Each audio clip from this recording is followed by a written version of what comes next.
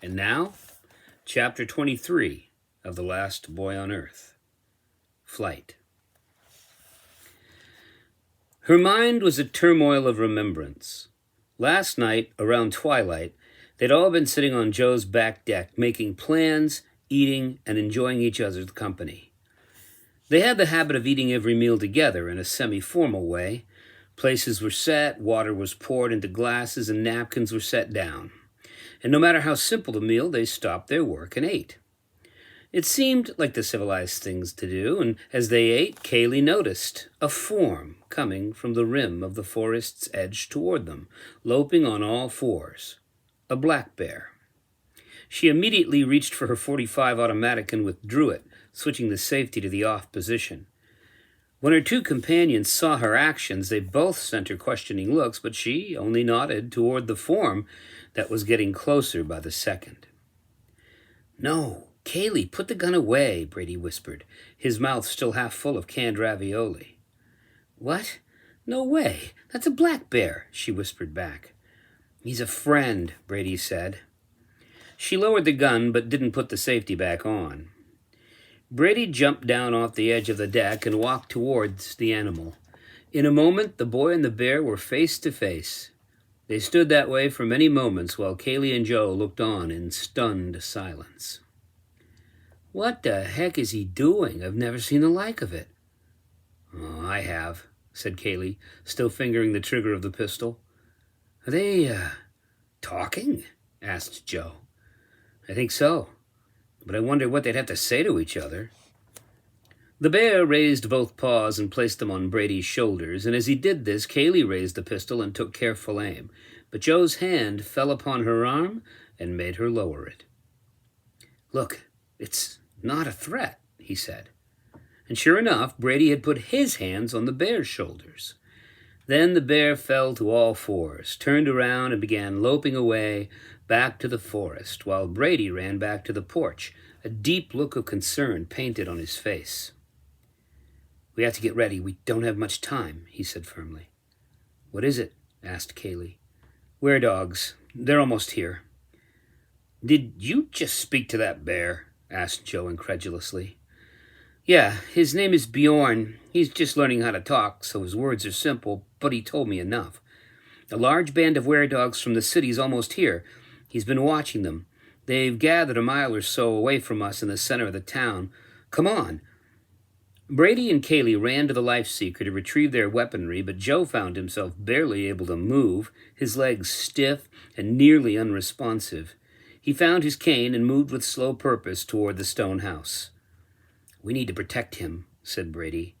"I know," Kaylee replied, fitting the bandolier over her shoulders and sliding her katana into its sheath over her back. Crisscrossed over both shoulders were various full clips of bullets for her pistol.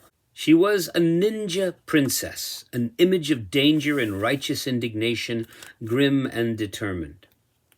Brady said, "There are too many of them for us to handle here now. We have to split up. I'll take Rocinante and draw them away while you and Joe get the heck out of here. I'll send Hugin when I'm clear of them. He'll lead you back to me," Brady said urgently, his plan already solidifying. "Brady," she said, holding back her fear, "I don't want to leave. I want to fight them. With you." Brady said nothing in reply and simply looked at her, smiling. "You may have your chance if you don't get out of here and soon. They're only minutes away. With the Life Seeker and Rocinante, we can easily outrun them. They're not a threat if we hit the road soon." She stopped him, reaching out and taking both of his hands into hers. He was rapt with attention. She wanted to say something, but she just couldn't grab the words from the whirlwind of thoughts now churning through her mind. He spoke, breaking the silence at last. I know, but Joe needs to survive. We need to build the big transmitter. It's our only chance. Take Max and Joe and get out of here." "Okay," she said, nervously letting go of his hands, "but promise me you'll make contact, and soon." "I promise," he answered.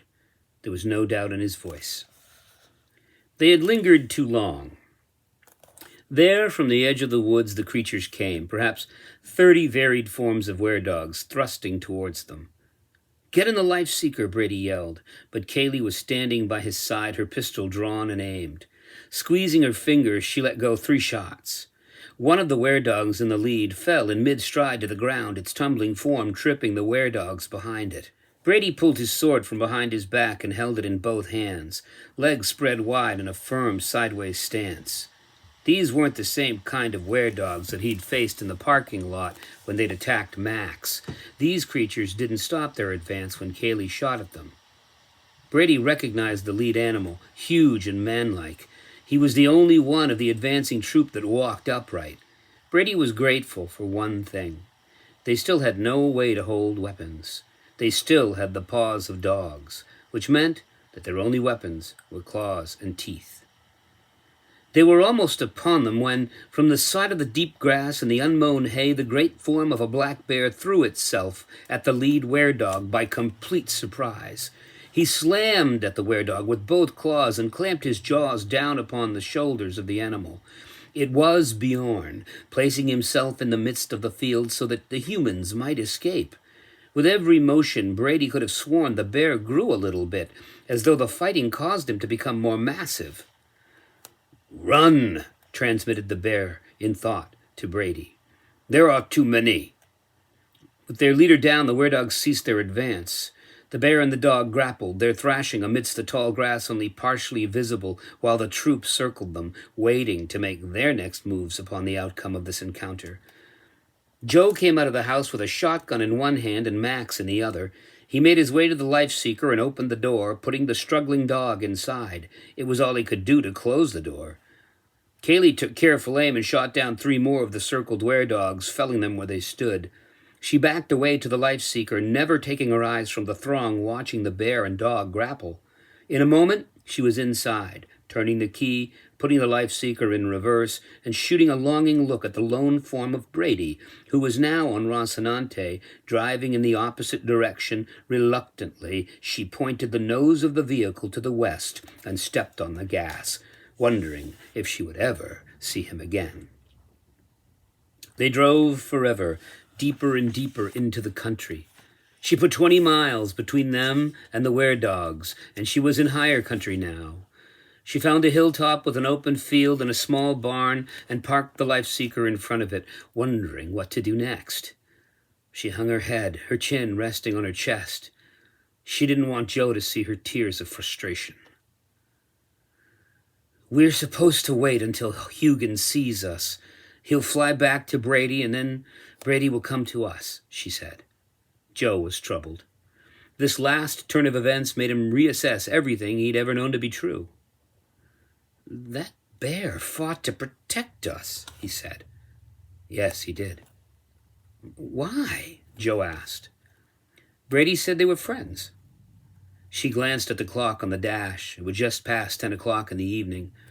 They stared out of the windshield at the darkness, the sky overcast, threatening rain, perhaps even a thunderstorm. "He'll be all right," Joe said. "He's remarkably resourceful." Yes, Brady was right. Those weren't dogs. Those were something new. Everything is new. Yes, without a doubt.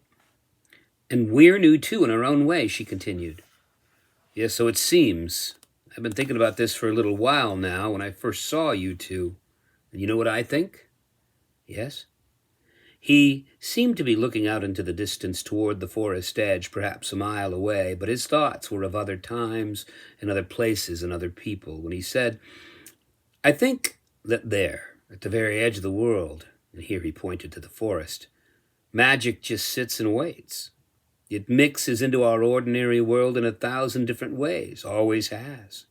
But we were too busy to notice, with our busy lives, our schedules, our television shows, social media, our gadgets." "You mean you're saying all this stuff that's been happening, the stuff that would have been impossible before the plague, has always been there?" she asked. "The ancients knew about it. Them, whatever. You know, we always like to think that we were smarter, wiser, better looking than the people of the past. But that might not be the case. Maybe we were just better at building machines. Maybe they were better at seeing the world. We didn't see nature as anything except something we could use. But the ancients respected nature as something that was always trying to kill them. But if they watched her carefully, they might be able to survive, because if they behaved properly, she'd help them. Well, it sure does feel like nature's been trying to kill us, she agreed. Well, that would explain our new abilities then. How come Brady can talk to animals? How come he sees things differently than we do? And me, I'm beginning to sense things differently too. My theory? I don't think any of us has changed at all, not one little bit. I think the new way of things is just bringing out abilities we already had inside of us. We just never needed them before, and as I said, we were too busy following all of our trivial pursuits to truly see anything clearly. I'm as guilty of it as the next guy. Have you changed in some way? She wondered. No, I don't think I've changed at all. I've always had the ability to see how things are put together and how they work. I could always picture it in my mind. I'm too old and in the way for any last-minute retransformations. Yeah, old is a state of mind, she answered. Yeah, tell that to my knees, he replied. Joe yawned and pushed the chair back to the semi-reclining position. Max came over and put his head on the old man's leg, and Joe reassuringly put his hand on the dog's head. And in a moment, the old man was deeply asleep. Kaylee reminded herself to check his blood sugar and then realized that unless he had brought his glucose monitor with him, they had no way to do it. As he dozed, it began to rain outside, first very gently, and then a strong, steady downpour beat out its marching beat on the metal roof of the Life-Seeker. She sat there in the darkness as the rain pattered down, and she couldn't stop her mind from racing. Where was Brady? Was he okay? Were they ever going to see him again? How long could Joe go without proper insulin injections? What would she do if Brady didn't come back? As the minutes rolled into hours, the rain became slightly more than just background noise. Try as she might, she couldn't get the idea out of her head that this was more than just a rain shower. What had Joe said? Magic at the edge of the world, mixing with the ordinary? She looked at him, and instead of an old man leaning asleep against the window, she could have sworn she saw the small child from her dream, all curled up in the back of the army truck. And then she put two and two together and wondered if he was the little child. And then the rain became more than rain, and she quietly opened the door and stepped into the dark downfall, letting the water drench her. She walked a small distance and stood just in front of the Life-Seeker. Closing her eyes, she lifted her head to the sky and outstretched her hands and waited, thinking only one thought: Brady, Brady, Brady. Those of the waters spoke to her in a whisper, no louder than a raindrop falling upon the grass, but she heard it clearly, so tuned was she to their vibrations. In brief splashes, like snapshots projected on a screen for just a second and then taken away, they revealed Brady's predicament. Through pursed lips and clenched fists, she watched and shuddered. No, this was not happening, had not happened. But the voices whispered back to her, yes. In her mind, a movie was pieced together from the still images, and she saw Brady turning Rocinante down another path, away from the road that she had driven down immediately after they had left him there. Brady had driven into the thick tangle of were-dogs, steering the four-wheeler just to their side and slashing at them with his sword as he drove by like a cavalry officer from the Civil War. The remaining dogs gathered their wits and started chasing him, leaving Fenris and Bjorn alone on the field to finish the fray. Gunning Rocinante full throttle, he replaced the sword into its scabbard on his back and began to drive down field roads and over ground he had never seen before, and that was when it happened. He was driving fast, attempting to draw the throng of were-dogs away from the house and Kaylee and Joe, and that he did not see the small ravine in front of him until it was too late. He steered Rocinante to the left, but the two front wheels pitched into the ditch, and the whole contrivance, Brady included, flipped over onto its back, throwing him some distance from the wreck, landing against the trunk of a tree. As she watched, her mind movie, she cried, and her tears mixed with the rain upon her face and became part of those of the waters. She protested no when she saw the weredogs catch up, running past the ruined, twisted hulk of Rocinante and to the quiet form of Brady against the tree. They nipped, scratched, and bit at him. Brady was in too much pain to fight back. He managed to withdraw the pepper spray from his trouser pocket and brandished it, sending a number of the beasts back into the darkness and away from him. They regathered and circled him, growling. How long did Brady sit like that until the limping and battered form of the large were-dog stalked into the scene and spoke? She could hear the were-dog speak in this vision, using human words. You thought to escape us, eh? You thought to throw your bare beast at me, eh? Well, too late. He should have killed you, Brady said through clenched teeth. Nearly did, but ran off in the end. Knew better than to fight with me. Now, we take you back to Grendel. You've had some speech lessons, Brady said mockingly. Yes, I grow more human every day.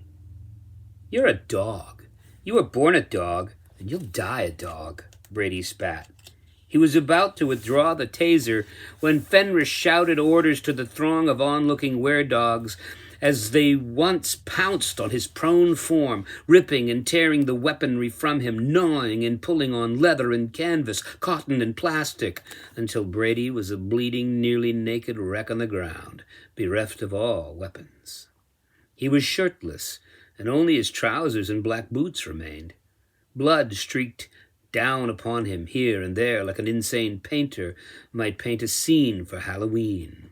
He was still conscious, while Fenris lay his body over the back of a rather large were-dog that may have once been a Great Dane, and the whole troop disappeared into the forest. Then the rain was just rain, only rain. The vision was done. Kaylee was soaked to the skin, her world shaken more horribly than she would have imagined. After losing her mother and being surrounded by death like it was a palpable thing, she thought that nothing could ever faze her again, but she was beaten down in her soul from the vision of what she'd just witnessed. For all of this, she knew where to find him. Those of the waters had given her that much, perhaps as recompense for what she had just endured. The were-dog troop was moving back toward Bangor and the monster known as Grendel.